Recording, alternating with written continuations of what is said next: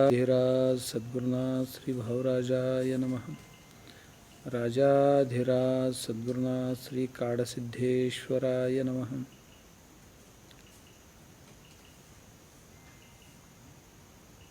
यं ब्रह्मा वरुणेन्द्र रुद्रमरुतः स्तुन्वन्ति दिव्यैस्तवैः वेदैः साङ्गपदक्रमोपनिषदैर्गायन्ति यं सामगाः।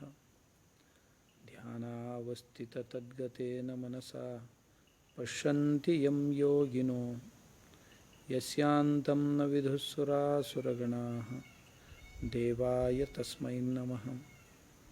देवाय तस्मै नमः। देवाय तस्मै नमः। सर्वांनाच नमस्कार। सर्वजण आपण या संध्याकालीन सत्संगात सम्मिलित आहोत।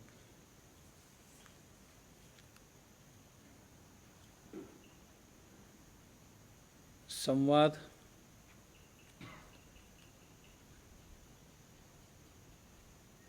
स्वच्छ शुद्ध निग्रहित मनाने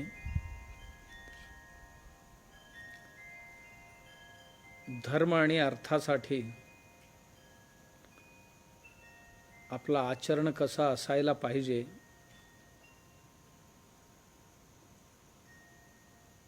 हा प्रश्न होता। आणि आपलं चित्त क्षिप्तातून विक्षिप्तातून मोढातनं एकाग्रतेतनं निरुद्ध किंवा कोणाचा क्षिप्त चित्त आहे, कोणाचा विक्षिप्त आहे, कोणाचा मूढ वृत्ती आहे म्हणजे भ्रमित आहे, संशयित आहे, आणि कोणाचा एकाग्र आहे, त्या सर्वांनी प्रयत्नपूर्वक मनाला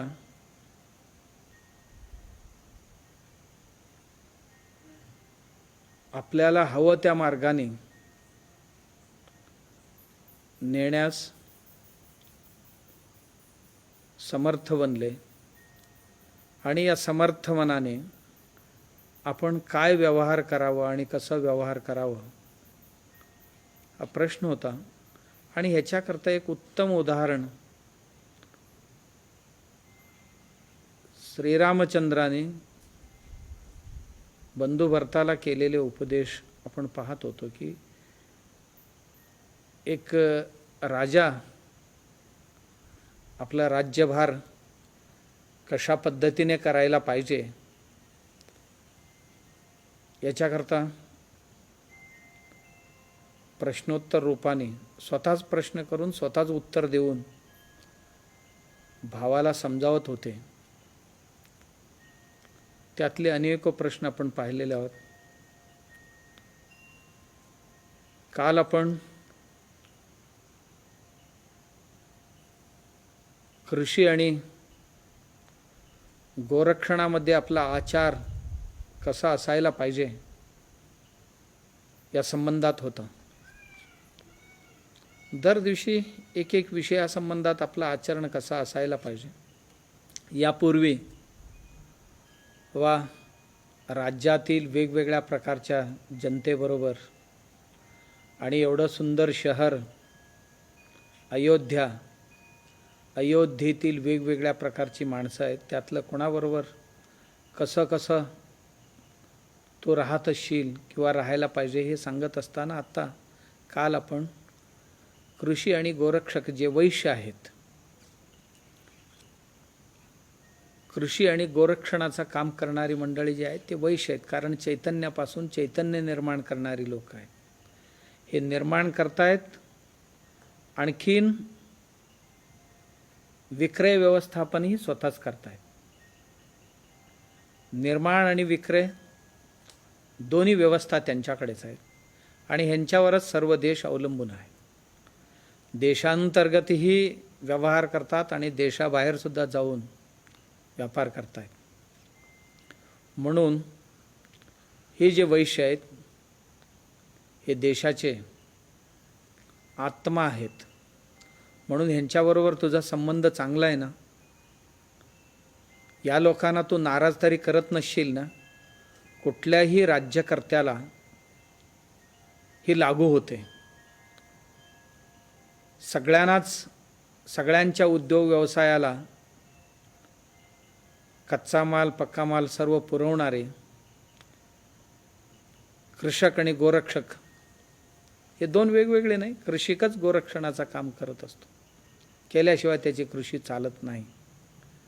आणि अत्यंत निरुपद्रवी लोक आहेत. कारण सर्व लोक यांची शोषण करतात, हे मात्र कोणाचेही शोषण करत नाही. आणि ही मंडळी म्हटलं ना की पक्षी यांची मित्र आहेत, वृक्ष यांची मित्र आहेत, पशु यांची मित्र आहेत, जीवाणू यांची मित्र आहेत, भूगर्भातील सर्वही यांची मित्र आहेत. सगळ्यांबरोबर मैत्रीभाव धारण करणारी ही मंडळी आहेत. आणि त्यांचं जीवनही पवित्र आहे. त्या दिवसापासून आजपर्यंत पाहतो की शेतकऱ्यांचं जीवन तसं पवित्र असतो. आज थोडीशी बिघडत आहेत की काय असं वाटतो कधी कधी. पण आजही शेतकऱ्यांचं जीवन जर बघितलं पवित्र आहे, शुद्ध आहे. आणि आजही ही माणसं उत्तम धर्माचरण करण्यामध्ये इतरांपेक्षा बरे आहेत असं वाटते. कारण कुठलीही समस्या निर्माण करत नाही. देशात समस्या निर्माण न करणारा वर्ग कुठलं असेल तर तो कृषक वर्ग असतो. कृषक वर्गामध्ये कमी शिकलेली माणसं, देशात जी कमी शिकलेली माणसं आहेत त्यांची समस्या फार कमी आहे.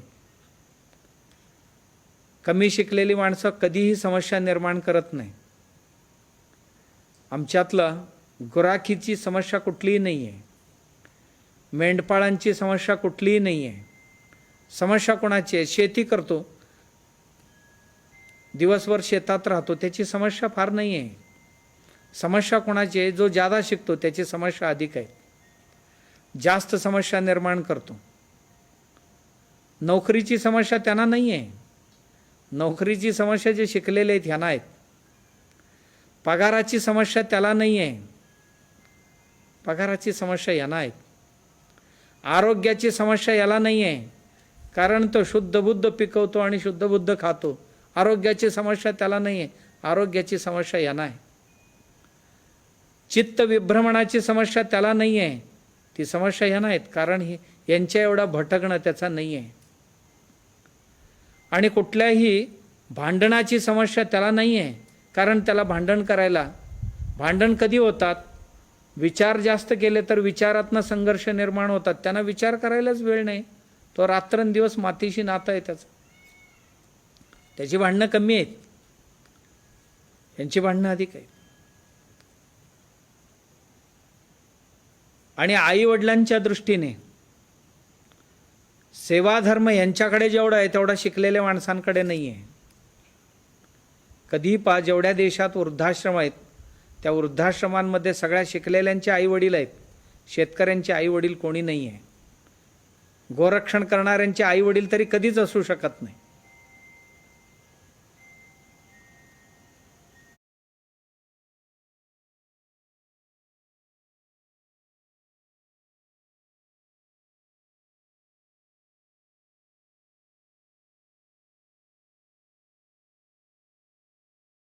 त्या 40 वर्षाच्या वृद्धाश्रमातल्या अनुभवाने सांगितले, स्वामीजी मी देवाकडे प्रार्थना करीन तर पुढच्या जन्मी मला शेतकऱ्यांच्या घरात जन्माला घाल असं प्रार्थना करीन. मी म्हटलं का? इथे एकही शेतकऱ्याचे आईबाप ह्या वृद्धाश्रमात नाही आहे. तो आर्थिकदृष्ट्या जरूर कमजोर असेल, ऐश्वर्य नसेल त्याच्याकडे, आणखीन काही कमी असेल, पण आईवडिलांची सेवा करण्यात तो कमी नाही पडला. भले शेजारच्या घरात ठेवेल पण करेल, देखभाल करेल. कधीही तो घराबाहेर नाही काढला त्यानं. आता थोडासा त्यांच्याही घरात शिकलेले यायला लागल्यामुळे पुढे समस्या निर्माण होती की काय असं वाटतंय. पण आजपर्यंत कोणीही आपल्या वृद्धाश्रमात आईवडील आहेत ना, म्हातारी माणसं, ते सगळे शिकलेले आणि उच्च सुशिक्षितांची घरातली मंडळी आहेत. म्हणून त्यांची काळजी घ्यायला सांगतात प्रभू रामचंद्र. हे जे कृषक आहेत ना, गोरक्षक आहेत ना, गायीची सांभाळ करणारे, या मंडळींना सुखी ठेव. हीच मंडळी देशाचं रक्षण करणार. हीच मंडळी सगळ्यांना अन्नदाता असणार आहेत. आणि त्यांचा तरी सांभाळ व्यवस्थित करतोयस ना, असं त्याला विचारलं. विचारून झाल्यानंतर पुढचा प्रश्न मी कालच आपल्याला म्हटलं, हे भैया, तू केव्हाही नास्तिक ब्राह्मणांचा सहवास तरी करत नाहीस ना? कारण ते आपल्या बुद्धीला परमार्थाकडून दुसरीकडे विचलित करण्यामध्ये फार एक्सपर्ट आहेत. ते स्वतः असतात वास्तविकदृष्ट्या खूप अज्ञानी असतात, परंतु आपण खूप मोठे बुद्धिमान आहोत, ज्ञानी आहोत असा आभास निर्माण करतात. ते नेहमी वेद विरुद्ध भाष्य करत असतात. आमची जी जीवन पद्धती आहे भारताची, या जीवन पद्धतीच्या विरोधातच नेहमी ते बोलत असतात.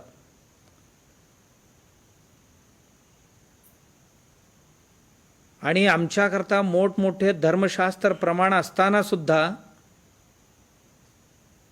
ते चिल्लर तार्किक घेऊन, तर्क घेऊन आम्हाला मतिभ्रष्ट करतात आणि पथभ्रष्ट करतात.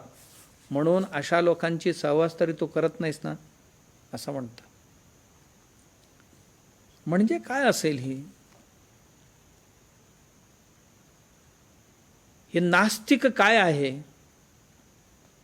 नास्तिक कोणाला म्हणतात?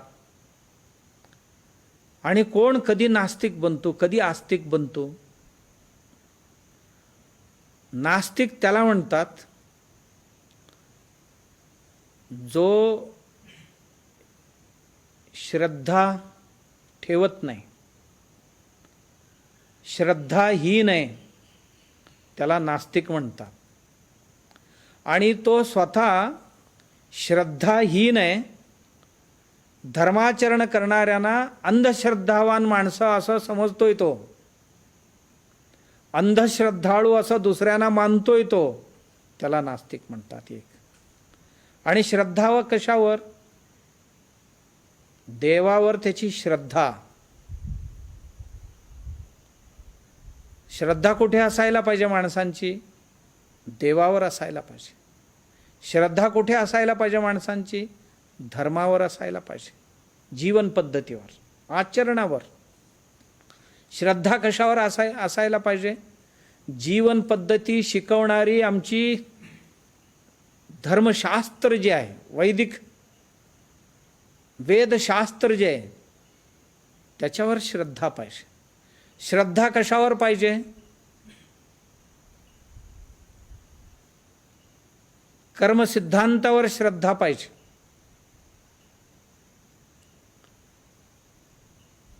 कर्मसिद्धांतावर श्रद्धा असणारी पाहिजे. आणि अशी श्रद्धा ज्यांची नसेल त्याला नास्तिक असं म्हणतात. मग धर्मावर किंवा देवावर श्रद्धा कशासाठी पाहिजे? श्रद्धा कशासाठी पाहिजे देवावर? देवाचा काय संबंध आहे या सृष्टीत? देवावर का श्रद्धा ठेवावं? कशाकरता ठेवावं त्याच्यावर श्रद्धा? बघा, श्रद्धा ही एक अशी वस्तू आहे,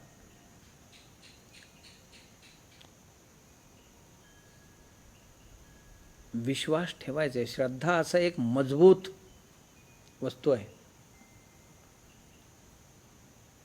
श्रद्धा आधार आहे, माणसांच्या जीवनाचा आधार आहे.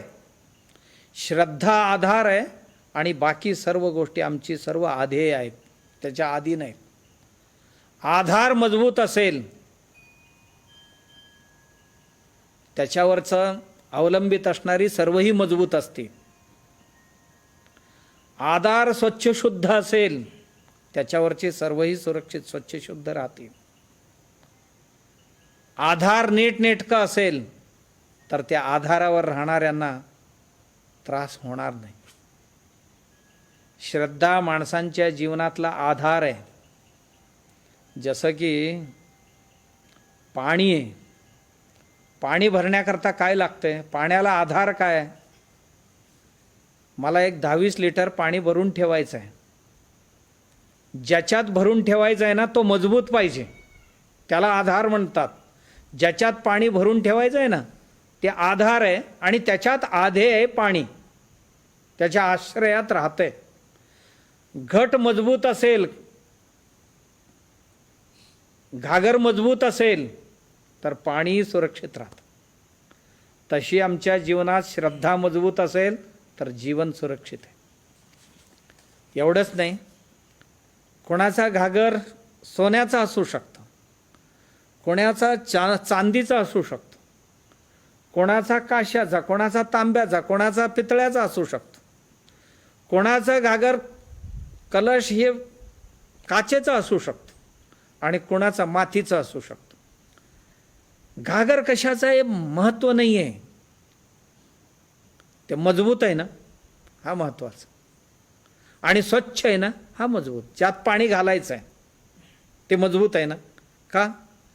घागर सोन्याचा आहे पण त्याला भोकं आहेत, छिद्र आहेत. आधारच मजबूत नसेल तर त्यात आधे कसं राहील? जीवन कसं मजबूत राहील? कोणत्या धातूचा याला अर्थ नाही. आम्ही कोणाकोणाला सोन्याचा मिळालेले, कोणाला कशाचा मिळालेले, पण आधार मजबूत पाहिजे. आधार मजबूत आहे का? मातीचा का असे ना कलश स्वच्छ पाहिजे आणि छिद्र नाही पाहिजे. श्रद्धेला छेद नाही पाहिजे. छेदित असेल कुठल्याही वस्तूला ते सांभाळू शकत नाही. त्याच्यात टाकलेले कुठल्याही जो माणूस जीवनात अश्रद्धा आहे त्या माणसाच्या जीवनात कुठलंही स्थिरता येणं शक्य नाही. येणं शक्यच नाही. माणसांच्या जीवनात श्रद्धा लागते. श्रद्धा म्हणजे न पाहिलेले, न ऐकलेले किंवा यापूर्वी मी ज्या गोष्टी अनुभवलेले नाही आहे त्याच्यावर दृढ विश्वास ठेवावा लागते. कोणाच्या सांगण्यावर ना? अनुभवी लोकांच्या, अनुभव सांगणाऱ्या शास्त्रामुळे.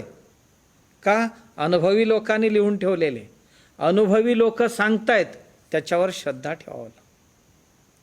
हो ना, त्याच्यावर विश्वास ठेवायचा आहे, त्याला श्रद्धा म्हणतात. का? माझ्या अनुभवात नाही आहे पण मी आता त्याच्यावर विश्वास करतोय, ही श्रद्धा आहे. जे मला माहिती आहे त्याच्यावर ठेवणं हे कुठली श्रद्धा असेल? असू शकत नाही.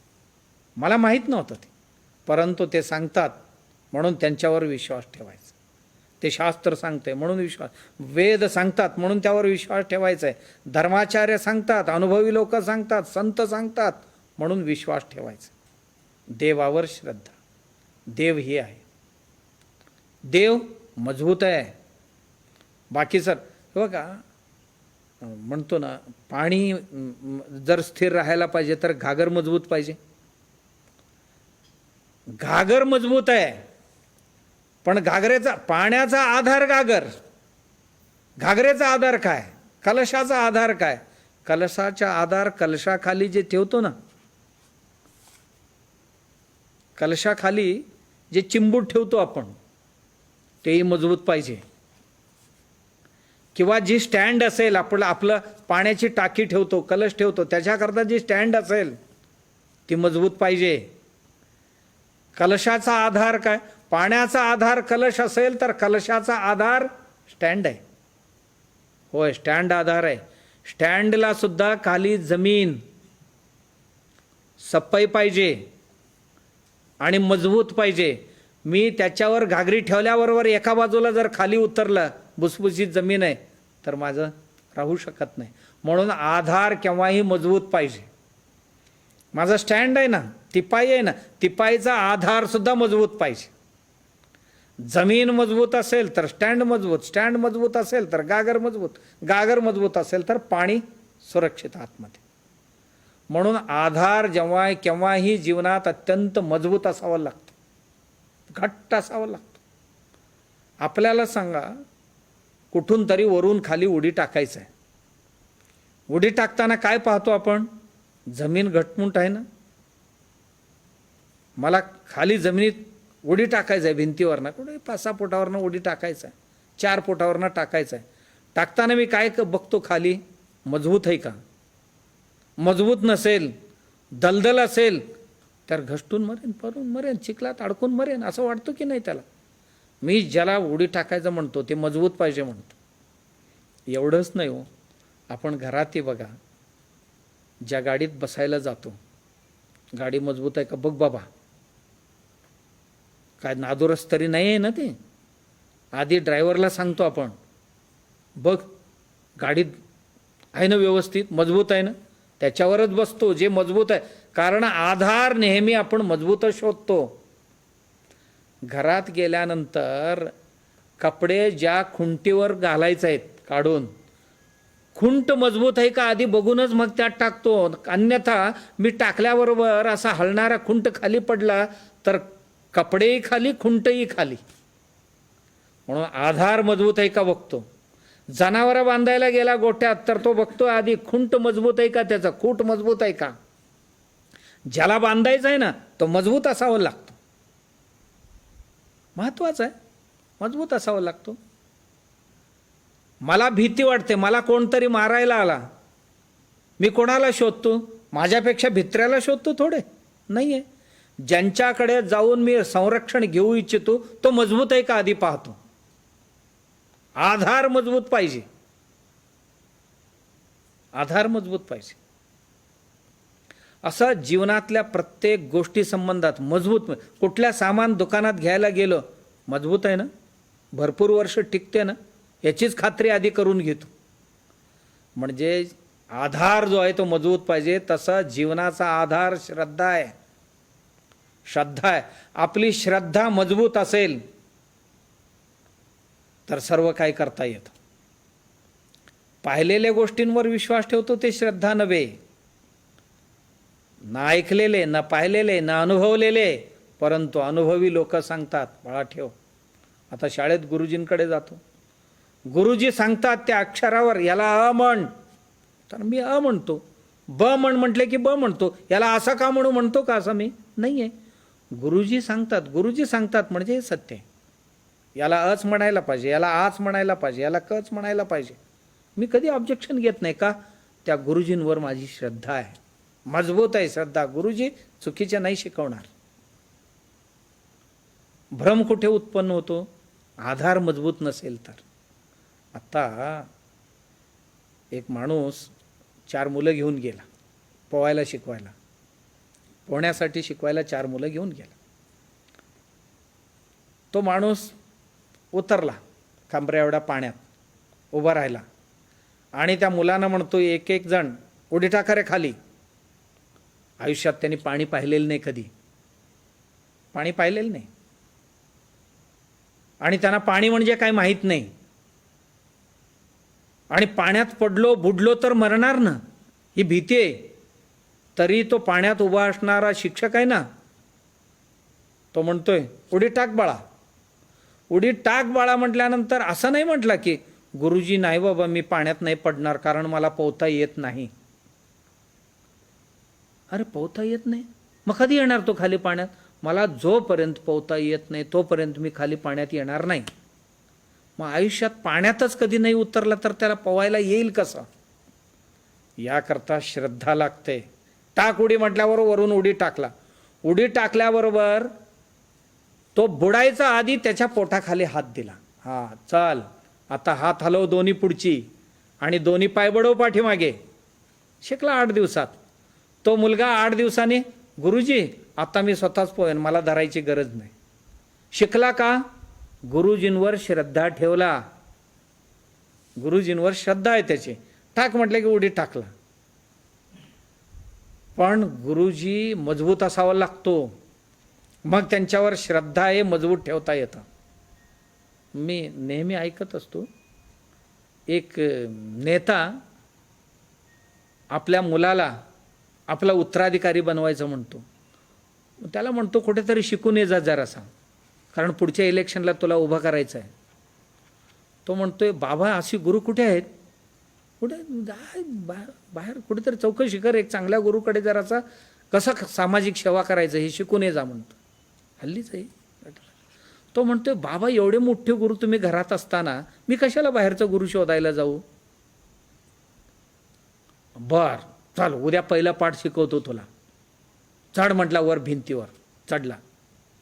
टाक उडी म्हटला खाली. मग पडलं मोडलं बिडलं तर मी धरतो ना तुला म्हणाला. चढला, टाक उडी म्हटला. हात असा केला होता, टाक उडी म्हटला. बरोबर उडी टाकतानाच बाजूला सरकला. पडला, हात बीत मोडले.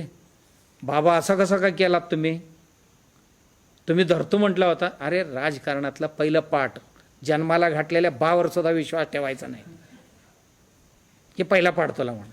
ही पिढी काय देशाचा भलं करणार आहे. ही आयुष्यभर नास्तिकता शिकवत जातील, आस्तिकता शिकवणार आहे. ज्यांची स्वतःची श्रद्धा नाही अन्यांना श्रद्धा शिकवणार नाही. धर्म हे नाही आहे. समाजात अशी माणसं आहेत आणि चांगले राजनीतिज्ञही आहेत, श्रद्धा शिकवणारी राजनीतिज्ञही आहेत आणि असली राजनीतिज्ञही आहेत. जन्माला घातलेल्या भावावर सुद्धा विश्वास ठेवायचा नाही. मग आणि या समाजात कोणावरही विश्वास ठेवू नको. आपण केवळ गुंतवलेले आहोत आणि ते काढायचं आहे एवढंच लक्षात ठेवायचं. अशी शिकवणारी माणसं आहे. नाही, या समाजाचा काहीतरी देणेकरी लागतो. आपण जन्माला आलोय म्हणजे आपलं जीवन काहीतरी देण्याकरता खर्ची घालायचं, सामान्य लोकांची अश्रू पुसायचं आहे, दीन दुबळ्यांचा आपण सहायक बनायचं आहे. अशा अभिनिवेशाने सुद्धा, अशा हेतूने सुद्धा चांगले माणसं सुद्धा ह्या देशात आहेत, राजकारणात आहेत. असेही आहेत, अशाही आहेत, सगळे. श्रद्धा ही आहे की उडी टाकताना मजबूत आहे का जागा तो बघतो. आणि एक गुरु जे सांगतो ना त्याच्यावर विश्वास ठेवला, उडी टाकला खाली. असंच धर्मशास्त्र सांगतं यापूर्वी असं असं घडलेले आहे आणि असंच तू वागलास तर असं बोल होणार. त्याच्यावर विश्वास ठेव, त्याच्यावर श्रद्धा ठेव. आणि आचार्य लोक, संत मंडळी सांगतात त्यावर श्रद्धा ठेव. का? विश्वास पात्र आहेत ते. विश्वास ठेवण्यास, श्रद्धा ठेवण्यास पात्र आहे आणि श्रद्धा ठेव तिथे. एवढंच नाही. आणि का देवावर श्रद्धा ठेवायचं? ज्याला आता बरीच लोक आम्हाला भटकावतात. काय करायचं? हे कशाला करतोयस, ते कशाला करतोयस? मी एका मोठ्या माणसांचं जीवनचरित्र वाचत होतो.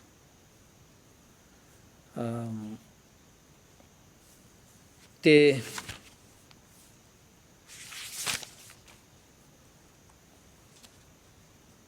उत्तर प्रदेशचे. त्यांचं नाव पंडित ब्रजनाथ. आणि त्यांचे वडील देहांत झालेलं होतं प्रेमधर म्हणून. पंडित ब्रजनाथ 19व्या शतकाच्या उत्तरार्धात होऊन गेलेले एक महान व्यक्ती. आणि गयेला गेले होते. आपल्या वडिलांची श्राद्ध अर्पण करण्यासाठी गेले, श्राद्ध घालण्यासाठी गेलेले होते. वडिलांचे श्राद्धविधीसाठी गेलेले होते. रस्त्याने जात होते. श्राद्ध कशाला म्हणतात? जे श्रद्धेने केले जाते त्याला श्राद्ध म्हणतात. आणि श्रद्धा जर नसेल घालत असलेले श्राद्धामध्ये, ती श्राद्ध होत नाही. मी किती लोकांना जेवण घातलं, किती वैभवपूर्ण श्राद्ध कार्यक्रम बनवला, त्याला अर्थ नाही. का? श्रद्धा नसून कितीही वैभवपूर्णता त्यात आणला तरी तो श्राद्ध होत नाही. जर पूर्वजांबद्दल माझ्या मनात श्राद्ध आहे आणि श्रद्धापूर्वक मी अर्पण केलं तर निश्चितच माझा भलं होणार, माझ्या मनासारखं होणार. मी ज्यांना पोचावं अशी धारणा मनात ठेवतो, निश्चितच ते माझी स्वीकारतील. म्हणून उपनिषदामध्ये एक वाक्य आहे, श्रद्धा देयम अश्रद्धा देयम. जे काय द्यायचं या जगात श्रद्धेने दे, अश्रद्धेने काहीही देऊ नको. जीवनात कोणाला काय द्यायचं असेल तर श्रद्धेने दे. श्रद्धेने दिला तर श्रद्धेचं फळ मिळेल. अश्रद्धेने कोणाला काहीही देऊ नको. म्हणून श्रद्धेने दिली जाते त्याला श्राद्ध म्हणतात. ब्रजनाथजी वडील प्रेमधरजींचे, पंडित प्रेमधरजींच्या श्राद्ध विधीसाठी बुद्धगयेला गेले होते.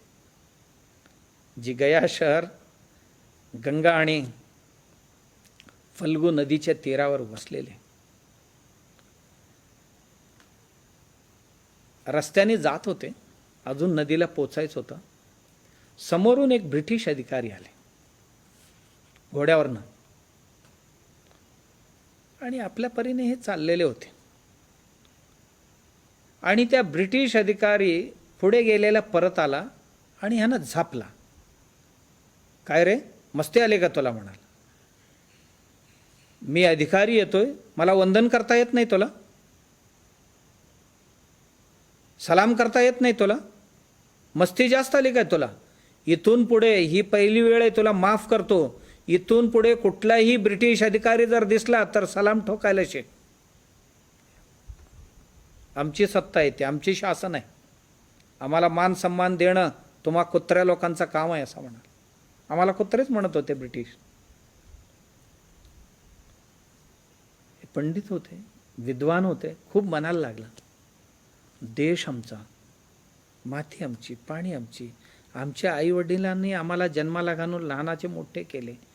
आम्ही आमच्या कष्टाचे खातो, ब्रिटिशांच्या कष्टाचे नाही खात, आमच्या कष्टाचे खातो, आमच्या जमिनीवर चालतो, आमच्या आईवडिलांच्या कार्यासाठी मी इथे आलो आहे. आणि हा काही संबंध नसलेले एक ब्रिटिश लाल माकड मला धमकी देऊन गेला. असं त्या माणसांच्या मनाला खूप लागले. मी काय अपराध केलेला नव्हतो, माझ्या परीने मी चाललो. त्यांचा अपमान करावं ही सुद्धा माझ्या, रस्त्याने कोण चाललेत कोण आलेत मी कशाला बघू, माझ्या विचारात मी चाललो. ब्रजनाथजी चाललेले होते.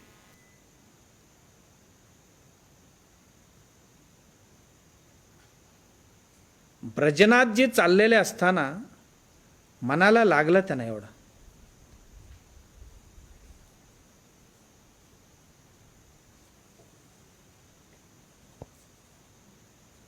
लाईट गेली का, चालू आहे का बंद झालं? ठीक आहे, चालू असेल तर ठीक. लाईट गेली इथली थोडीशी, काय हरकत नाही, ऐकू येते, मी बोलत राहीन. पंडित ब्रजनाथजी फल्गू नदीवर गेले. फल्गू नदीवर जाऊन श्रद्धेने श्राद्ध अर्पण केले. सूर्याकडे चेहरा करून प्रार्थना केली देवाला. देवा, पूर्वजांना प्रार्थना केली, देवाला प्रार्थना केली, मी श्रद्धेने श्राद्ध अर्पण करतोय नदीत. माझी एकच इच्छा आहे, ही क्रूर ब्रिटिशांच्या साम्राज्यात, या ब्रिटिशांच्या समोर ताठ मानेने उभं राहणारा, या ब्रिटिशांना अद्दल घडवणारा, या ब्रिटिशांना भारत काय आहे हे दाखवणारा असा एक मुलगा मला दिला तर फार उपकार होईल देवा तुमची, अशी प्रार्थना केली. कारण हे ब्रिटिशांचे अन्याय अत्याचार या देशात खूप झालेले. या ब्रिटिशांना प्रतिरोध करणारा एक सच्चा राष्ट्रभक्त माझ्या घरात जन्माला यावं ही माझी इच्छा आहे म्हणाल. काय कर्मधर्म संयोग, पुढच्या वर्षीच एक मुलगा झाला त्यांच्या घरात. पुढच्या वर्षीच 1 वर्षांनी त्यांच्या घरात एक मुलगा आला, बाळ जन्माला आला.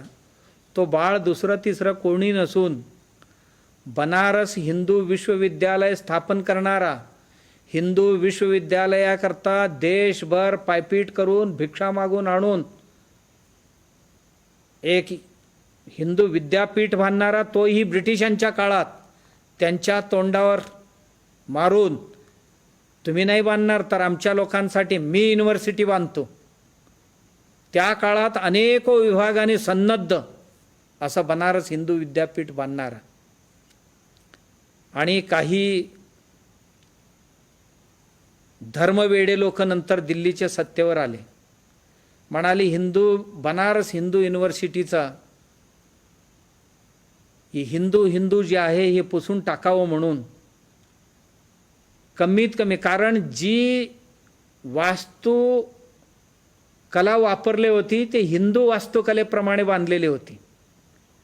कमीत कमी बाहेरचे कंपाऊंड वॉल पाडून आधुनिक पद्धतीने बांधू आणि ही आतल्या आत राहू द्या, बाहेरून ओळखता येऊ नये म्हणून एकदा एका महामहिम पंतप्रधानांच्या काळात त्याचा खर्च किती येतो बघा म्हणाले. खर्च किती येतो बघा म्हणाले. त्यावेळी बनारस हिंदू विद्यापीठाला बांधलेली जे काही कंपाऊंड वॉल आहे त्याची काही वेगवेगळी नमुना आहेत, इतकी अद्भुत आहे. आणि त्याचा खर्च त्याच वेळी 46 कोटी रुपये. ज्यावेळी ह्यांनी सर्वे केले त्यावेळी त्याला पाडून जर नवीन बांधावाचं म्हटलं तसं सुंदर 46 कोटी रुपये तसं असेल तर राहू द्या म्हणाले. असा अद्भुत करणारा एक पुत्र जन्माला आला. तेव्हा पंडित ब्रजेंद्रनाथ म्हणाले, देवाने माझा स्वीकार केला, माझ्या पितृलोकाने माझं श्राद्ध स्वीकार केलं. का? मी श्रद्धेने दिलं होतं. श्रद्धा असेल तर सर्व काही घडतं. काही तार्किक म्हणतील, अरे इथे आहे तिथे काय खाणार आहे, ते कुठे आहेत माहिती आहे का? आणि बरीच लोक उदाहरणं देतात, कबीरांच्या जीवनातली उदाहरणं देतात. काय उदाहरणं देतात? असं नदीतनं पाणी फेकत होता. अरे कुठे फेकतोयस असं विचारलं शाण्या माणसाने. म्हणाला माझ्या शेतात पाणी फेकतो. कुठे आहे शेत? इथनं 5 किलोमीटरवर आहे. अरे इथे पाणी फेकल्याने का तिथे पोचणार आहे का? म्हणजे लोकांना वाटते की वेडाच आहे हा. आणि ही दृष्टांत आणि त्या सिद्धांताचा काय मग तिथे कुठेतरी परलोकात राहणाऱ्या यांच्या पितृंना इथे पिंड अर्पण केल्याने पोचणार आहे का असा प्रश्न विचारणारी लोक आहेत. आणि ह्यांनाच आम्हाला या तर्कानेच आम्हाला बाद करणारी लोक आहेत. आमच्या लोकांनी अन्न पोचतो की नाही पोचतो हा महत्त्वाचा नाही. माझी श्रद्धा, वर्षातनं एकदा तरी माझ्या ज्या पितृलोकांमुळे मला हे सर्व मिळाले, मला हा शरीर मिळाला त्यांच्यामुळे, मला त्यांची ही आस्ती मिळाली, मला त्यांच्यामुळे जीवन जगण्याकरता लागणारे संस्कार मिळाले. मग त्यांची स्मरण नाही करायचं तर कोणाची करायचं? वर्षातनं एकदा तरी कृतज्ञता म्हणतात ह्याला, एकदा स्मरण करावं त्यांना. जर मोबाईलने इथलं तिथे अमेरिकेला जर जाऊन पोचू शकते, वाटेत कुठेही दिसत नाही, शेवटी लहरी आहे इथून तिथे जाणारी. जर ही लहरी जात असतील का माणसांची भावलहरी का इतकी कमजोर आहे? भावलहरीसुद्धा कुठेही जाऊ शकतात.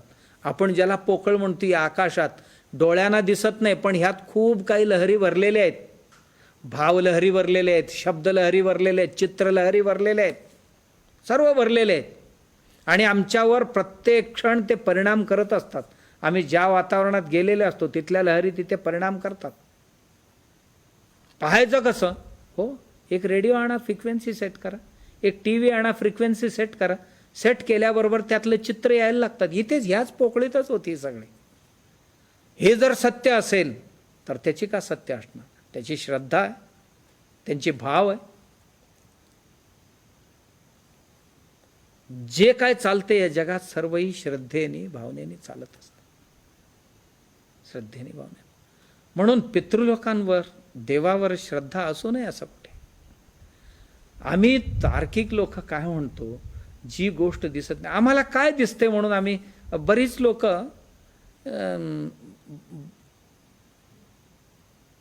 विज्ञानवादी स्वतःला म्हणून घेणारे, जी गोष्ट आम्हाला दिसत नाही त्याच्यावर आम्ही विश्वास ठेवत नाही. होय, तुम्हाला या जगात दिसते तरी काय, किती दिसते, आणि हे जग तुमच्या डोळ्यांनी किती पाहणार आहात तुम्ही? काय दिसणार आहे आमच्या डोळ्यांना? नाही, सगळे आम्हाला माहिती आहे आमच्या शास्त्रातले. होय, भौतशास्त्राला किती अवगत झालेले, भौतशास्त्राच्या आवाक्यातात किती जग आलेले आहे. अजूनही चालू आहे संशोधन. एकांचं एक संशोधन म्हणजे या विश्वातला एक चमचाभर म्हणतो ना, न्यूटनसारखी लोक म्हणाली आम्ही एक पाण्यात काठी बुडवून काढावं एवढी ज्ञान आम्हाला प्राप्त झालं. एवढं मोठं विश्व आहे. या विश्वातलं मी एक छोटंसं पुस्तक वाचून, ते पुस्तक म्हणजे जगाचा सर्वस्व आहे अशा आविर्भावात वावरतो. हे कितपत योग्य आहे? विश्व फार मोठं आहे. ज्या विश्वामध्ये एवढ्या गॅलॅक्सीज आहेत वरती, तारामंडल आहे वरती, त्यांची संख्या अगणित आहे. एवढीच म्हणून गणना करता येणार नाही. आम्हाला दिसणाऱ्या सूर्यासारखे हजारो सूर्य तिथे प्रकाशमान आहेत. आम्हाला दिसणाऱ्या आमच्या जवळच्या या चंद्रासारखी हजारो चंद्र त्या तारामंडलामध्ये निश्चित आहेत. पृथ्वीच्या जवळ असणारी 4-5 आम्ही तेही दुर्बिणीने इथेच बघितलेले, आणि म्हणतो आम्हाला सगळे ज्ञान आहे. काय ज्ञान आहे आम्हाला? आम्हाला मातीचं ज्ञान आहे म्हणतो. काय मातीचं ज्ञान आहे? या मातीत काय आहे? मातीत किती आहेत? काय ज्ञान आहे आम्हाला? आम्ही जणू काय स्वतःला असं समजतो की खूप मोठे विज्ञानी आहे, सायंटिस्ट आहे मी. काय सायंटिस्ट? माझ्या सायंटिस्टचे ज्ञान किती? एवढीशी. आणि एवढ्याशा ज्ञानावर जगाचं अस्तित्व नाकारण्याचा धाडस करतो मी. जग ज्यांच्यावर उभं आहे, आता म्हणतोय मला नाही दिसला तर मी कसा विश्वास ठेवणार असं म्हणतोय तो. देव नाही दिसला, पितृ नाही दिसला, त्याच्यावर विश्वास कसा ठेवू म्हणतोय. होय, आता करोना दिसलाय का? कोणाला दिसला का करोना? करोनाची बॅक्टेरिया कुठे दिसले का? फक्त परिणामच दिसतोय. आत जाताना दिसले कोणाच्या नाकात, कोणाच्या घशात जाताना दिसले? नाही दिसले. जर एकश्चित एक व्हायरस एवढा करू शकतं, आणि बाकीचं काय घेऊन बसलोय आपण? आणि दिसल्यावरच विश्वास श्रद्धा ठेवायचा तर जा ना करोना वॉर्डामध्ये जाऊन शोध त्याला.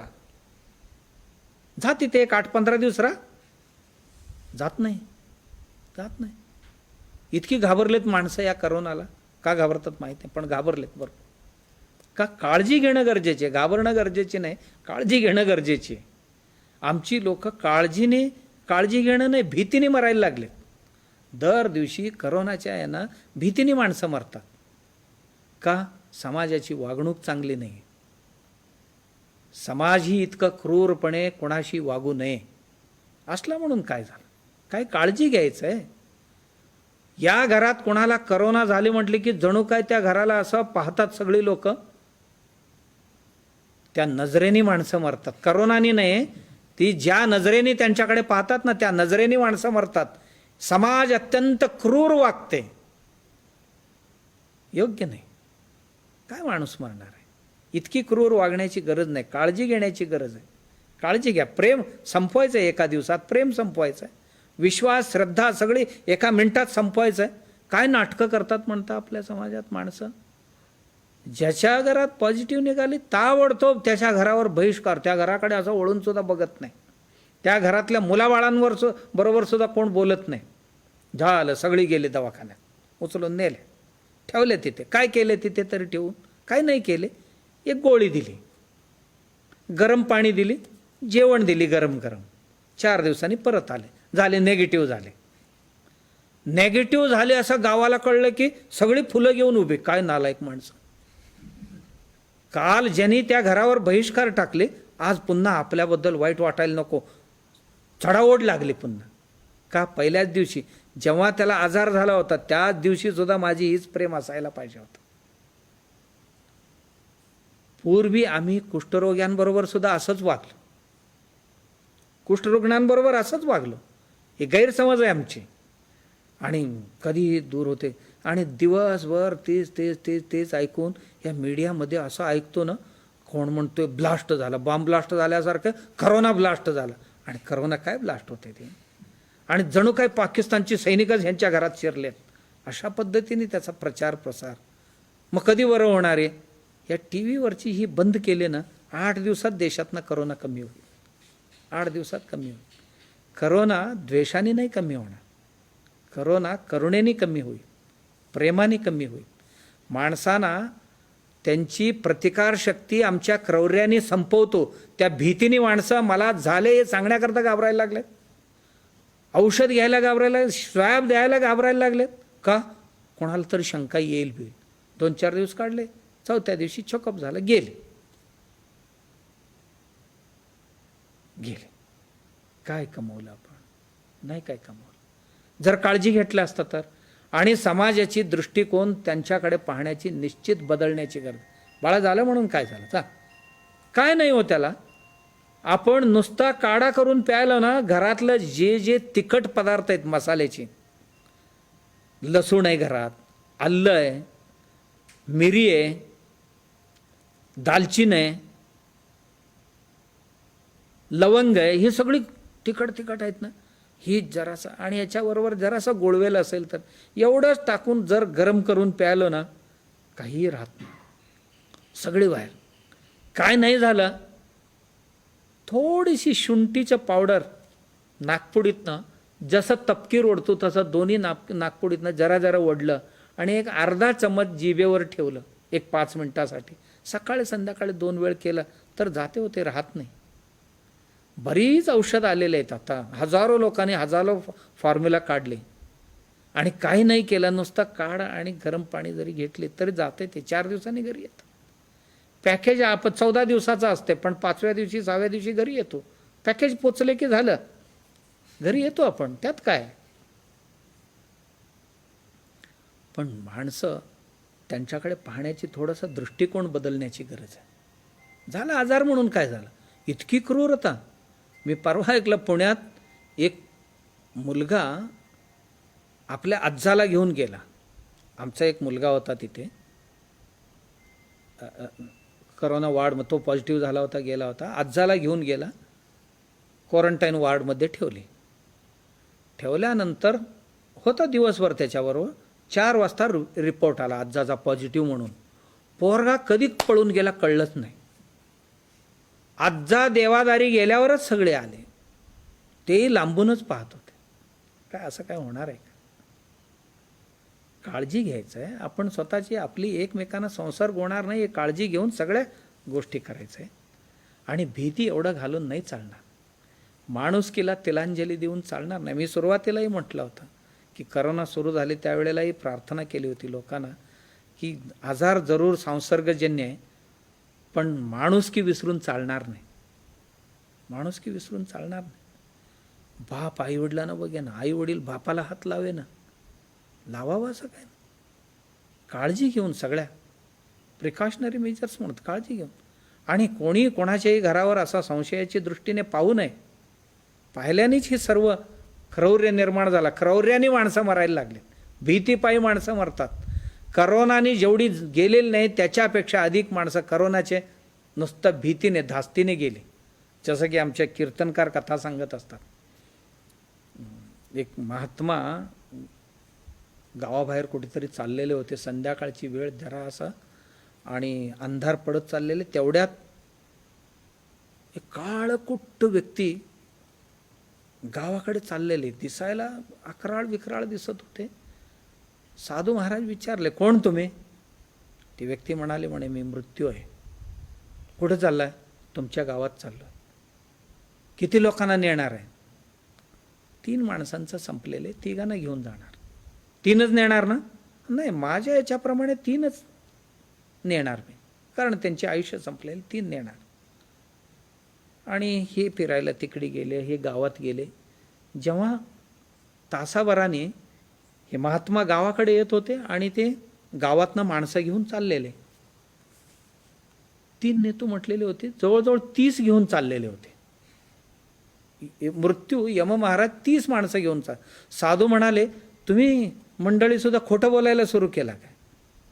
मृत्यू म्हणजे यमधर्म म्हणतात तुम्हाला, सत्यवंत म्हणतात तुम्हाला, धर्म पालन करणारं म्हणतात, निर्भीड माणूस म्हणतात, न्यायवादी म्हणतात. हीच का न्याय? माझ्यासारख्यांसमोर तुम्ही 3 नेतो म्हणून सांगितलं, 30 घेऊन आला. नाही, मला 3च न्यायच होता. त्या 3घांच्या भीतीने 30 मेले. मृत्यू तिघांचाच होता, पण मृत्यूला पाहूनच 30 मेले, भीतीने 30 मेले. आता करोनाची सुद्धा भीतीनेच मरायला लागले, आजाराने नाही.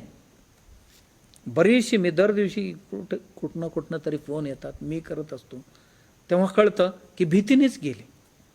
असं काय भीती बाळगण्याची गरज आहे? 90 वर्षाची 100 वर्षाची माणसं क्वारंटाईन सेंटरमधनं घरी आले, किंवा पॉझिटिव्ह झालेली माणसं घरी आले होतात ना. काय त्यात या व्हायरसमध्ये जीव घेणे, सगळ्यांचे जीव घेण्याची ताकद नाही आहे. फक्त आणि फक्त आमच्या धास्ती, भीती आणि आमच्या अन्य काही आजारांच्या कारणास्तव. म्हणून मला सगळ्यांना विनंती करायचं आहे की करोनाग्रस्त लोकांबरोबर आपली व्यवहार जरासा सद्भावनापूर्ण असावा. मग ते वॉरियर्स असतील, त्यांची सेवा करणारी माणसं असतील, मग त्यांचे नातेवाईक असतील, किंवा समाजातली अन्य कोणी माणसं असतील, त्यांच्याकडे पाहण्याची दृष्टिकोन बदलणं गरजेचे. असं झाले तर माणसं खूप मरतील आणि त्या मृत्यूला ते नाही आहे, समाज कारणीभूत ठरतील. आणि आपण कारण नसताना आपल्या दुराचरणाने कारणीभूत ठरता कामा नये. मी का सांगत होतो? हे धर्म आहे ना, धर्म असं नाही, धर्म दिसते त्याच्यावर श्रद्धा, त्यासाठी सांगत होतो. देव दिसत नाही म्हणून श्रद्धा ठेवू नये असं आहे का? बघा, सगळ्या दिसणाऱ्या गोष्टीवरच श्रद्धा ठेवत असेल तर काय दिसणार आहे मला? काय मला अमेरिका दिसलेले? मला युरोप दिसते का? का तिथल्या गोष्टीवर मी विश्वास ठेवत नाही का? ठेवत नाही का तिथल्या गोष्टीवर? कोणतरी सांगितलेले, मी काय माझ्या जीवनात अनुभवले थोडी. मी 2 गोळ्या डॉक्टरनी दिल्यावर काय म्हणून विश्वास ठेवावा असं म्हणतो का मी? नाही, त्यांच्यावर विश्वास ठेवतो. फॉर्म्युला तयार झाली युरोपमध्ये, त्या लोकांची प्रतिकारशक्ती किती आहे माहीत नाही. फॉर्म्युला तयार झाली अमेरिकेमध्ये, तिथल्या लोकांच्या प्रतिकारशक्तीवर आधारित टॅब्लेट्स तयार झाले आणि त्याच टॅब्लेट्स इथे भारतात आले, त्याच डोस इथे आले मेडिसिनचे. आमच्या डॉक्टरने आमची कधी प्रतिकारशक्ती किती टक्के होती आणि आमच्यावर कधी प्रयोग नव्हते, आमच्या देशात नाही तयार झाला. मी डोळे झाकून घेतो ना, मग ह्याला अंधविश्वास म्हणावं? मग माझा डॉक्टरवरचा श्रद्धा आहे तो अंधश्रद्धाच म्हटलं गेला पाहिजे? नाही आहे. डॉक्टरला माझ्या मारण्याची हेतू नाही ना, मला वाचवायची हेतू आहे. औषध कसं आहे काय का असे ना, आणि औषध दिल्यानेच बरे होतात असंही नाही, श्रद्धा ठेवल्याने माणसं बरी होतात, श्रद्धा असल्याने माणसं बरी होतात. आमच्यात हॉस्पिटलमध्ये डॉक्टर्स आहेत सगळी, त्यांच्याबरोबर मी नेहमी चर्चा करत असतो. आपल्याकडे एक सिनियर डॉक्टर होते सुरुवातीला, आमच्या स्वामीजींचे अगदी फॅमिली डॉक्टर म्हणूनच ओळखले जात होते, त्यांच्यामुळेच आम्ही हॉस्पिटल बांधले, डॉक्टर शानभाग म्हणून.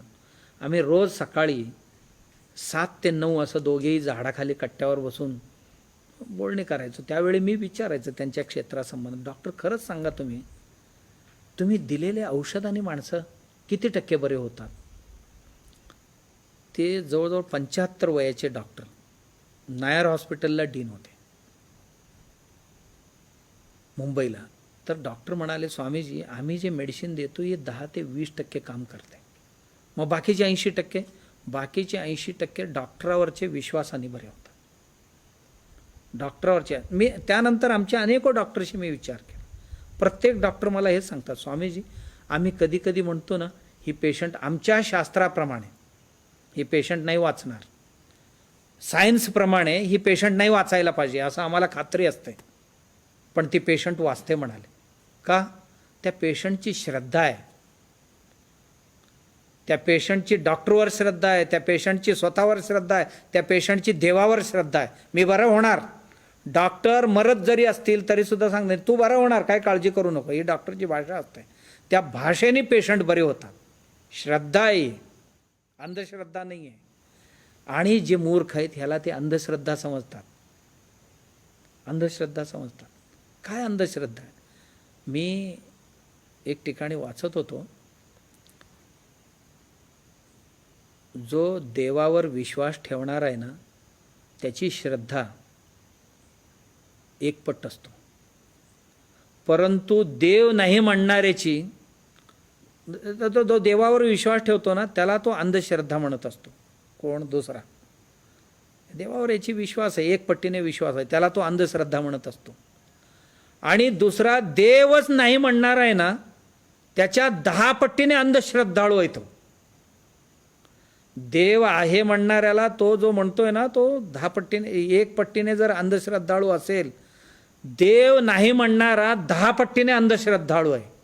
त्याची श्रद्धा नाही का? त्यांनी काय पाहिलं नाही, ऐकलं नाही. आणि काय या विश्व पाहिलेलं आहे? या विश्वातलं काय पाहिलं त्याने? या विश्वातलं काय ज्ञान आहे म्हणून तो नाही म्हटला? देवाचा कोणता अनुभव, कोणतं ज्ञान तुला माहिती आहे म्हणून तो नाही म्हटला? देवाचा अस्तित्वासंबंधात तुला काय माहिती आहे म्हणून तो नाही म्हटला? काही माहीत नाही आहे तरी सुद्धा नाही म्हटला. माहिती असताना नाही म्हटलं असतं तर ठीक, पण काहीच माहीत नाही, आयुष्यात कधी ऐकला नाही, पाहिला नाही, काही नाही, नाहीच म्हणत फिरतोय. समुद्रात बरीचशी माशी होती, मासे बरीचशी होती. त्यातला एक तरुण मासा होता. एक दिवशी खूप आनंदी दिसला. दिसल्याबरोबर दुसरा एक तार्किक मासा होता, नास्तिक. तो मासा म्हटला, एवढा का खुशीत आहेस तू? अरे, ज्या समुद्रात आपण आहोत ना, इथे काय अथांग आहे सागर. इकडे बघितलं तरी तेच आहे, इकडे बघितलं तरी तेच आहे, पुढे बघितलं तरी तेच आहे, मागे बघितलं तरी तेच आहे, वरही तेच आहे, खाली तेच. काय कमी आहे इथे? इतक्या अथांग सागरात आपल्याला राहण्याकरता देवाने संधी दिली, याच्यापेक्षा आनंदाचा क्षण काय म्हणा? तो तार्किक होता ना दुसरा, तो येडाबेडा आहेस का? कुठे समुद्र आली इथे? काय नाही आहे. इकडे बघावं तर शून्य, इकडे बघावं तर शून्य, वर बघावं शून्य, खाली काय दिसते का तुला? मूर्ख आहेस तो. ती कसली समुद्र आली? ही सगळी आहे शून्य. शून्यात तो राहतोयस. त्याला सुरुवातीला काय कळले ना. मग म्हटला, बघ जरासा, काय दिसते का तुला? इकडे दिसते का? कोण दिसतात का? नाही. इकडे कोण आहेत का? कोण नाही. इकडे कोण आहेत का? नाही. वर काय दिसते का? नाही. खाली ही सगळी शून्य आहे, इथे काहीच नाही म्हणाला. हळूहळू हळूहळू त्या तरुण माणसाला वाटायला लागले की इथे काही नाही आहे. इतका नाराज झाला, थंडी भरून आली त्याला, असा मान टाकायला लागला. दुसरा एक विचारला, असा का? इथे सर्व शून्य, काही नाही, इथे जगण्यात काय अर्थ? आता कोण सांभाळणार आपल्याला? कोण बघणार? त्या तरुण माणसाला इतका अक्कल नाही, इतकी दिवस सांभाळलेली ही समुद्र, या समुद्रातच मी आनंदाने नाचत होतो, गात होतो, आनंदाने पोहत होतो, खात होतो, पित होतो. ही समुद्रच मला जगवलेलं होतं, समुद्रच मला आधार होता, हे सगळी विसरलं. आणि त्या तार्किकाचा ऐकून, नास्तिकाचा ऐकून ज्या समुद्राला शून्य म्हणायला लागला. समुद्र म्हटलं तर आनंद वेगळं, शून्य म्हटलं तर निराधार, काय नाही आहे इथे, आपला कोण नाही, आता मरण्याशिवाय तो पर्याय नाही, मेलं ते शेवटी. आणि अशी आमची गत होत चाललेली आहे समाजात. हे मोठभर लोक आहेत आणि यांच्या कोणावरही विश्वास नाही, कोणावरही श्रद्धा नाही, आणि सगळे जग बदलायला चाललो आहे असं म्हणत असतात ही लोक. मी अमेरिकेचे अध्यक्ष जॉर्ज वॉशिंग्टनचं जीवन चरित्र पाहत होतो. मी बऱ्याच लोकांची पाहत असतो असं. परवा आपल्या लिंकनचं सांगितलं, वॉशिंग्टनचं पाहत होतो, जॉर्ज वॉशिंग्टनचं. खूप मोठा माणूस वॉशिंग्टन. एके दिवशी वॉशिंग्टन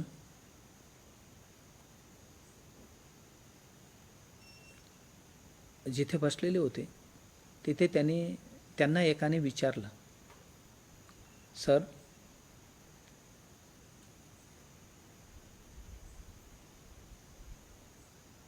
आपलं काय मत आहे देवाबद्दल? वॉशिंग्टन म्हणाले, देवाबद्दल मी नित्य नेमाने प्रार्थना करतो. प्रार्थना करताना असं म्हणतो, देवाशिवाय हे काही नाही आहे, सर्व काही देवावर निर्भर आहे. काय करावं नाही करावं, काय व्हावं नाही व्हावं, हे सगळे देवावर निर्भर आहे, त्यांच्याशिवाय काही नाही, अशी प्रार्थना करत असतो. आणि देवाशिवाय काय नाही असं म्हणाले. आणि हळूच डोळे उघडल्यानंतर म्हणाले, मी जेव्हा अशी प्रार्थना करून कामाला सुरू करतो ना, काम सुरू करत असताना माझ्या मनात असं वाटायला लागते, माझ्याशिवाय हे कोणी करू शकणार नाही, मला हे करावंच लागेल. किती सुंदर आहे बघा, जीवनातली घटना किती सुंदर आहे. प्रार्थना करताना मी म्हणत असतो, सर्व काही देवच करू शकतो, देवावर निर्भर आहे, देवावर अवलंबून आहे असं सगळीच म्हणतो. कोणाचाही जीवन असो सगळे देवाच्याच हातात आहे असं वाटतं. असा म्हणणारा माणूस हळूच डोळे उघडून म्हणाला, मी जेव्हा कामाला लागतो ना, कामाला लागल्यानंतर मला असं वाटायला लागतं की मलाच करावं लागणार आहे, हे सर्व काही माझ्यावरच अवलंबून आहे. असं झपाटून मी त्या कामाला लागतो म्हणाला. ह्याला म्हणतात श्रद्धा. का? देवच मला प्रेरणा देतो एवढा सर्व काय करण्याकरता. आस्तिक माणसांची लक्षण आहे. रशियाची जी क्रांती झाली, क्रांतीची मी थोडंसं वाचत होतो क्रांतिकथा. क्रांती झाल्यानंतर रशियातली कम्युनिझम वर आला. एक महिला एके दिवशी आपल्या घरासमोर उभं राहून प्रार्थना करत होती, जपमाळा ओढत होती. आणि एक नास्तिक कम्युनिस्ट गेला, कारण त्यावेळी त्यांनी उच्छादच मांडला होता. सगळे चर्च पाडत होते, मशीद पाडत होते, मंदिर पाडत होते, काही राखत नव्हते. आणि कोणाच्या घरात सुद्धा शिरून ज्यांची ज्यांची श्रद्धा स्थान आहे ते नष्ट करण्याचा प्रयत्न करत होते. आणि त्या महिलेला म्हणाला, हे टाकून दे तुझा, म्हणाला संपले तुमचे दिवस आता. कुठला देव आणि कुठे काय या जगात काय नाही आहे, सोडून दे म्हणाला. ही थोतांड आहे सगळी, असला काहीतरी करत बसलीच. काय तुझे जपमाळा वडल्याने काय होणार आहे, टाक ते म्हणाला. महिला मधुर स्वरात सावकाश म्हणाली, बाबा तुझ्या भीतीने मी टाकूनही देईन.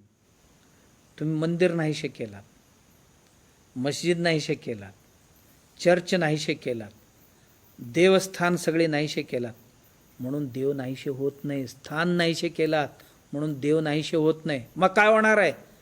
जोपर्यंत चंद्र तारा आकाशात आहेत ना, चमकत आहेत ना, तोपर्यंत देवावरचा विश्वास कोणाचाही कमी होणार नाही. देव आहे म्हणूनच ते सर्व आहे. देव आहे म्हणूनच सर्व आहे. तू काय करणार आहे का त्या नक्षत्राचा काम? तू काय करणार आहे का त्या चंद्राचा काम? आणि तुला काय कळलं त्यातलं? नाही म्हणून चाललायस तू. असं म्हटल्यावर मुकाट्याने गेला तो माणूस. जगात आहे का नाही आहे? आमची श्रद्धा असावं लागते फक्त. बघा, एक माणूस पतंग उडवतोय. पतंग उडवणाऱ्या माणसाला खूप वर गेलेला होता पतंग. नुसता असा हलवत होता, असा हलवत होता. एक माणूस म्हणाला, असं का नाटकं करतोयस रे तू? कारण धागाही दिसत नव्हता, एकदम बारीक होता, नुसता हातच दिसत होते. काय करतोस, हे नाटकं काय चालवलंयस तू? तो म्हणाला, पतंग आहे वरती. कुठे? फार वर आहे, ढगाच्या पलीकडे गेलाय आता. हे मूर्ख आहेस तू, नाटकं सगळ्यांना फसवतोयस तू म्हणाला. तुला काय कळणार आहे? जोपर्यंत धागा टाईट आहे तोपर्यंत मला माझा विश्वास आहे. पतंग दिसू द्या नाही दिसू द्या, माझा विश्वास आहे त्या पतंगावर. का? धागा टाईट आहे. श्रद्धा टाईट असेल तर निश्चितच पतंग, त्या ढगांच्या पलीकडे जसा पतंग असतो तसा आमच्या श्रद्धा अढळ असेल तर निश्चित आमचा देवही असतोच. देवावरचं ही सृष्टी चालणार कसं अन्यथा?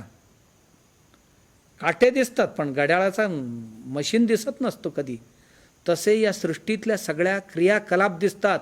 क्रियाकलाप असाच कुठलंही होत नाही. कुठलंही चालवता धनी असल्याशिवाय कुठलंही कार्य होत नाही. सर्व कार्य क्रियाकलाप व्यवस्थित चाललेले आहेत.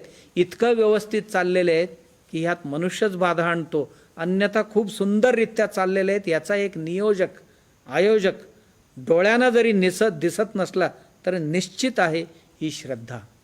निष्ठा असायला पाहिजे माणसांची, आणि श्रद्धा निष्ठेनेच त्याला पाहता येतं. श्रद्धा निष्ठा नसेल तर त्याचा अनुभव घेता येणार नाही. म्हणून हे म्हणतात, भैया नास्तिकांची सहवास करत नाहीस ना तू, केलास तर तुला मतिभ्रष्ट करतील, पथभ्रष्ट करतील. हे तुझ्या जीवनातलं आनंद आहे ना हे नष्ट करून टाकतील. हे सांगतील, तो देवळात चालला की सांगतील कशाला जातोय तिथे भजनाला, तेवढा वेळ काहीतरी समाजाची सेवा कर. होय, यांनी सगळ्या जगाला उपदेश केले करायला, ह्यांच्या आयुष्यात यांनी कधीही समाजाची सेवा नाही केली. मला काही माणसं भेटतात, काय तुमची देवधर्म हे कधी आहेत काय महाराज, आम्ही याच्यावर तुम्ही फक्त थोडासा विज्ञानवादी आहात आणि समाजसेवा वगैरे चांगले करताय म्हणून तुमच्याबद्दल आम्हाला प्रेम आहे, अन्यथा आम्ही तुमच्या हे सगळे देवधर्म मानत नाही म्हणून. मी म्हटलं हो, काय काम काय करता? हेच काम करतो म्हणाले, प्रबोधनाचं काम करतो. अच्छा, मी परवा माझ्या माणूस एक तुमच्या घरी गेला होता, तुमच्या घरात देवबिव सगळी होते म्हणे देवाऱ्यात. ती आमची बायकोची. अच्छा, मग बायकोला नाही प्रबोधन केलास तू? जो माणूस एवढा लग्न होऊन किती वर्ष झाली? 25 वर्ष म्हणाला. 25 वर्षात जो बायकोला परिवर्तित करू शकला नाही, आता समाज बदलायला चालला. आपल्या बायकोला ज्याला बदलता आला नाही, अशी मला शेकडो माणसं भेटतात. बाहेर खूप ठोकतात, पण बायको समोर गेले की कला बायको म्हणते, काय अकला बिकला आहे का तुम्हाला? जे काय करायचं तिथेच करून यायचं, दाराच्या आत काय आणशील बिणशील तर बघ म्हणते. मजबूत आहे बाई. मी केरळमध्ये जातो, केरळमध्ये अनेक कम्युनिस्ट नेत्यांच्या घरी गेलो आहे. त्यांच्या घरात सगळी देवधर्म. विचारलं, हे काय स्वामीजी? काय असेल ते आपण बाहेर गेल्यावर, घरात तसला काय करायचं नाही, करायचं नाही. मी स्वतः गुरुवायूरला गेलो होतो. गुरुवायूरच्या मंदिर दर्शन करून बाहेर आलो तर भरपूर माणसं दिसली. मी विचारलं, ही कुठून आले एवढी माणसं एकदम एकसारखे? म्हणाले, आमची कम्युनिस्ट पार्टीची इथे मीटिंग होती, आम्ही सगळे सभेला आलो होतो 3 दिवसाच्या शिबिरात. अच्छा, 3 दिवसाच्या कम्युनिस्ट पार्टीची सभा आटपून आता गुरुवायूरप्पाच्या दर्शनला आले. ते म्हणाले, ते तिथेच सोडायचं असते म्हणाले, इथे नाही आणायचं ते. बाबा रे, हे असं कसं तुमचं मन हे करते? म्हणाले, स्वामीजी बघा, आमचं वैयक्तिक जीवन एक वेगळं. हरकिशन सिंग सुरजीत होते, बरोबर, कम्युनिस्ट नेता होते. काय सोडले होते पगडी? शिखांची जी काय 5 नियम पालन करायची होती सोडले होते का? नाही. कृपण होती, कटार होती, कंगवा होती, सगळी त्यांची 5 जी होती, पगडी होती, सगळीच होती. धर्मनिरपेक्ष होते ना. मग कम्युनिस्ट होते ना, मग का सोडले नाही? ह्याच्यात काय श्रद्धा पाहिजे, कशाला पाहिजे? पण बऱ्याच लोकांना कळेना, कुठे वापरावं, कसं वापरावं कळेना. मतिभ्रष्ट झाले, पथभ्रष्ट झाले लोक. म्हणून ही आत्ताच नाही आहे, त्याही काळात होती वाटते ही असली तार्किक. म्हणून श्रीरामचंद्र म्हणतात, तार्किक ब्राह्मणांचा, नास्तिक ब्राह्मणांचा तरी नादाला लागत नाही. म्हणजे हे जाणकारच असतात थोडी थोडी, पण खूप जाणलेले असं नाटक करत असतात. बाबा त्यांच्याकडे काहीही ज्ञान नसतो आणि त्यांच्या ह्याला बळी पडू नको असं ते सांगतात. धर्माचरण कसं असायला पाहिजे, धर्माचरणात भ्रष्टता आणणारी कशी असतात त्यांच्यापासून सावध कसं राहायचं, हे श्रीरामचंद्र भरताला उद्देशून केलेले जी काय उपदेश आहे, आज मितीसुद्धा सगळ्यांसाठी लागू. हे खूप सुंदर आहे उपदेश. आपण जी राहिलेले आहे ना ती उद्या पाहू. राजाधिराज सद्गुरुनाथ सिद्धरामे, राजाधिराज सद्गुरुनाथ श्री भाऊराजाय नमः, राजाधिराज सद्गुरुनाथ